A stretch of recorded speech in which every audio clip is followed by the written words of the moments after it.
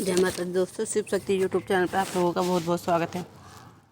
मैं माता रानी से विनती करती हूँ, माता रानी से दुआ करती हूँ आप लोग सभी सुखी होंगे, खुशहाल होंगे और आप लोगों के सभी के जीवन में खुशियाँ होंगी। जैसा कि हम लोग जानते हैं, हम रोज़ पूजा पाठ हम डेली करते हैं और हम जाने अनजाने कुछ ना कुछ ऐसी गलतियाँ कर देते हैं कि जिससे भगवान हमसे रुष्ट हो जाता है, या तो हम चढ़ाने में या ऐसे। तो दोस्तों, आज हम जानेंगे कि हम वो कौन सी एक चीज़ चढ़ा देने से आपकी पूजा तुरंत आपको लग जाएगी। मतलब वो आपको क्या डेली क्या करना है जिससे कि आपकी पूजा तुरंत आपको लग जाए। तो मैं आज आप लोगों को बस वही बताने जा रही हूँ। तो जैसे कि हम लोग जानते हैं, हर कोई जो भी भगत है या साधक है या कोई डेली मनुष्य है जो सिंपल बंदा है, वो भी हर कोई अपने घर में जोत बत्ती पूजा पाठ हर कोई करता है। मगर पूजा पाठ को करने के कुछ नियम होते हैं, वो हमें मानने पड़ते हैं। अगर वो हम नियमों के अकॉर्डिंग नहीं चलते हैं तो कहीं ना कहीं हम कुछ गलतियां कर देते हैं, जिससे कि जो हमारी पूजा का फल है, हमें मिलना चाहिए उतना फल हमें मिल नहीं पाता है। तो दोस्तों, वो कौन सी चीज़ है, वो क्या कार्य है जिसे हम नहीं कर पाते और हमें उसका नुकसान उठाना पड़ता है। दोस्तों चलिए, जो मैं अपने आज की वीडियो अभी शुरू करती हूँ। जैसा कि हम जानते हैं कि हमारे कुछ नियम होते हैं पूजा के।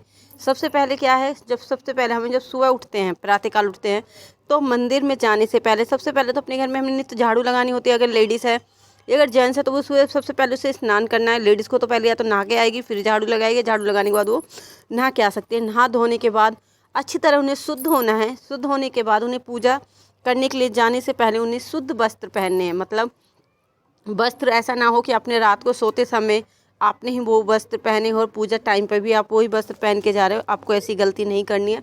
आपको पूजा के टाइम पर दूसरे कपड़े पहनने जो बिल्कुल साफ़ हैं, स्वच्छ हैं। आप चाहे तो पूजा करके आप वो कपड़े उतार के धर सकते हैं और फिर जो आपने पहले पहन रखे थे बाद में आप वो पहन सकते हैं, मगर पूजा के टाइम में आपको बिल्कुल साफ़ सुथरे कपड़े पहनने।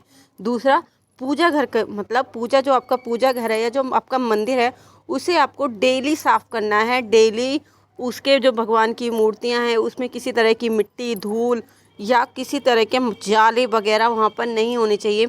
आपको प्रॉपर अपने मंदिर को डेली अच्छी तरह से साफ़ सफाई उसकी करनी है और मंदिर को अच्छे से आपको पवित्र करना है। पवित्र मतलब उसे अच्छे से साफ़ करना है। अब आपको क्या करना है, आपको जो एक कार्य है वो कार्य क्या है, जल का लोटा। आपको प्रतिदिन मंदिर में पूजा करने से पहले, पूजा करने के बाद एक लोटा जल आपको अपने इष्ट देव के लिए भर के रखना है। जो आपने आज एक लोटा रखा है उसे आपको कल सूर्य देव को अर्पित कर देना है, ढाल देना है। और उस दिन जब आप पूजा करो फिर आप एक लोटा जल का शुद्ध जल का लोटा, मतलब बिल्कुल शुद्ध पानी होना चाहिए, उसमें किसी तरह का झूठ कूट ना हो, बिल्कुल स्वच्छ पानी आपको प्रतिदिन रखना है। और प्रतिदिन आपको क्या करना है, प्रतिदिन आपको अपने इष्ट देव की पूजा पाठ करनी है। तो आप क्या जलाओगे, दीपक जलाओगे। जब आप दीपक जलाते हो तो आपको अपने इष्ट देव का दीपक शुद्ध देसी घी का जलाना है। अब आप लोगों को ये जानना जरूरी है कि कोई लोग तो सात्विक देवताओं की पूजा करते हैं और कोई जैसे कि दुर्गे हो गई, मसानी हो गई, शीतला माता की, कोई उस तरह के देवी देवताओं की पूजा करते हैं। तो जो लोग सात्विक देवी देवताओं की पूजा करते हैं, इष्टों की पूजा करते हैं, जैसे भगवान विष्णु हो गए, भगवान श्री राम हो गए, भगवान कृष्ण हो गए, कान्हा जी हो गए, जो लोग उनकी पूजा भक्ति करता है, उन लोगों को अपनी पूजा भक्ति में हमेशा उनके सामने आपको हमेशा शुद्ध देसी घी का दीपक जलाना है। और जो लोग तांत्विक मतलब जो लोग जैसे दुर्गा माँ हो गई, शीतला देवी होगी, मशानी माँ होगी, उनके सामने उनको हमेशा तेल का दीपक जलाना है। तामसिक देवी देवताओं के आगे तेल का दीपक जलाया जाता है और जो सात्विक देवी देवता होते हैं, हमारे इष्ट होते हैं, उनको सामने हमें शुद्ध घी का तेल दीपक जलाना होता है। अब वो आप लोग क्या कर सकते हो, आप लोगों को क्या करना है, आपको प्रतिदिन उनका भोग देना है। प्रतिदिन भोग लगाना, इसका मतलब ये नहीं कि आप प्रतिदिन उनके लिए कुछ अलग स्पेशल मार्केट से ख़रीद के लाओ, ऐसा बिल्कुल नहीं। प्रतिदिन आप जो अपने घर में भोजन बना रहे हो, अपने घर में जो भी आप भोजन बना रहे हो, उसमें से आपको थोड़ा सा निकाल लेना है। पहले आपको झूठा नहीं करना है अपने आपके घर वालों को। सबसे पहले आपको वो मंदिर में ले जाकर भगवान जी को उसका भोग लगाना है। उसके बाद आपको और आपके घर वालों को वो भोजन ग्रहण करना है। ऐसा करने से भगवान जी बहुत खुश होते हैं। अगर आप प्रतिदिन भी भोग नहीं लगा पा रहे हो, प्रतिदिन टाइम से आपको भोजन नहीं बन पा रहा, कि आप कर नहीं पा रहे हो कि प्रतिदिन आप भोजन लगा दो, तो करा दो। तो आपको क्या करना है कि प्रतिदिन, ना तो हफ्ता में एक बार, तो प्रतिदिन प्रतिदिन हफ्ता में एक बार तो भगवान जी को भोजन प्रसाद आप लोगों को अवश्य देना है। ऐसा करने से भगवान जी आपसे खुश होते हैं। भगवान जी को भोजन देना उस प्रकार, अगर आप भगवान जी को भोजन नहीं देते हो तो भगवान जी आपसे रुष्ट हो जाते हैं, उनको भोग प्रसाद आप नहीं देते हो। एक बात बताओ, जो आप जीवित हो, आप जिसको खाना पीना सब कुछ जरूरी है, तो उसी प्रकार भगवान जी भी आपसे उम्मीद करता है कि भगवान जी को भी आप भोग प्रसाद दोगे। अगर आप ऐसा नहीं कर रहे हो तो आपके जो सारे कार्यों में बाधा आने लगती है और आपके कार्य बनते बनते रह जाते हैं। तो आप लोग इस गलती को ना करें। आप पूजा करते वक्त अपने इष्ट देव को भोग जरूर दें।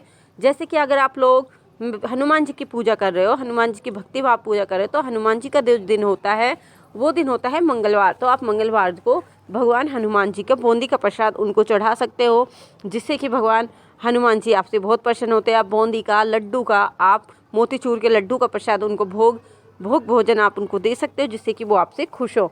और जैसे कि आप लोग, अगर आपके इष्ट देव शिव जी हैं, तो शिव जी को आप सोमवार के दिन आप उनको चूरमा का लड्डू या कोई मीठा प्रसाद, बतासे वगैरह आप उनको भोग प्रसाद के रूप में, भोग के रूप में आप उनको दे सकते हो, जिससे कि भगवान शिव जी आपसे बहुत ज़्यादा खुश हो।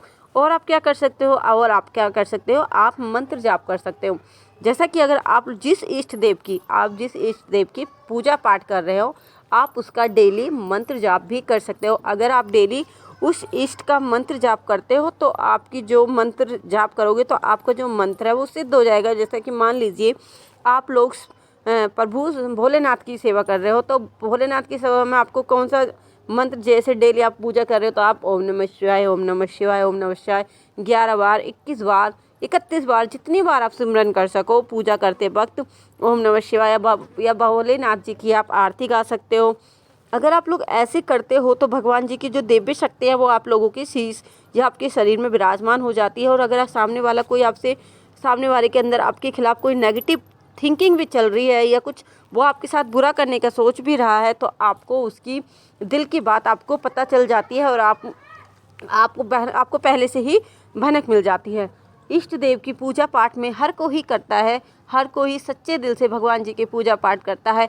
और भगवान जी की पूजा में एक काम आपको अवश्य करना है, भगवान की पूजा में आपको नियम का ज़रूर पालन रखना है। अगर आप लोग नियम से पूजा करोगे तो भगवान जी आपसे ज़रूर प्रसन्न होंगे। अगर आपकी पूजा पाठ में कोई नियम नहीं होगा, कोई समय का कोई भी वो महत्व नहीं होगा, तो आपकी पूजा पाठ बेकार होगी। नियम मतलब, अगर आप डेली सुबह 5 बजे या 6 बजे आप दीपक जलाते हो, पूजा करते हो, अपने इष्ट देव को याद करते हो, और तो आपको डेली ही सुबह 6 बजे अपने इष्ट देव की पूजा पाठ करनी है। ऐसा नहीं कि आज सुबह तो आपने 6 बजे पूजा कर दी, अगले दिन आप 9 बजे तक भी इष्ट देव की पूजा ना करें। तो आपको टाइम का विशेष रूप से ध्यान रखना है। तो दोस्तों, आज के लिए इतना ही। मुझे उम्मीद है जो जानकारी मैंने आपको दी है पूजा से रिलेटेड, आप लोगों को पसंद आई होगी। अगर आप लोगों को थोड़ी सी भी पसंद आई हो तो, और अभी तक आप लोगों ने मेरे चैनल को सब्सक्राइब नहीं किया है, तो प्लीज़ मेरे चैनल को लाइक शेयर सब्सक्राइब करना ना भूलें और बेल आइकन को प्रेस ज़रूर करें, जिससे कि मैं कोई भी नई वीडियो डालूँ तो उसका नोटिफिकेशन आप लोगों को सबसे पहले मिल सके। तो दोस्तों, आज के लिए इतना ही। हम लोग मिलते हैं अपनी अगली वीडियो में। उस टाइम तक के लिए जय माता दी दोस्तों।